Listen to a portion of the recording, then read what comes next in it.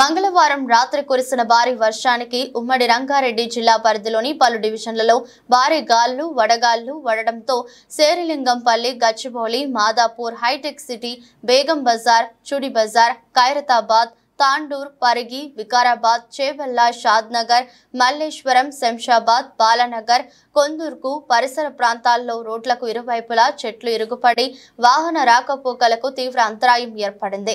Lingampalli railway bridge ఏకధాటిగా కురిసిన వర్షానికి నిండుకుండలా తలపిస్తోంది.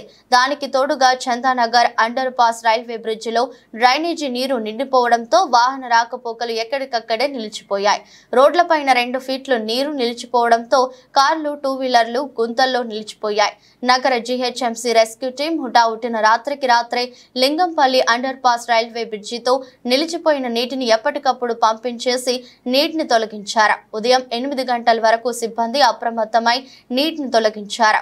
ఇప్పటి వరకు నగరంలో ఇలాంటి సంఘటనలు తలెత్తకపోవడంతో అధికారులు, ప్రజాప్రతినిధులు ఊపిరి పీల్చుకున్నారు.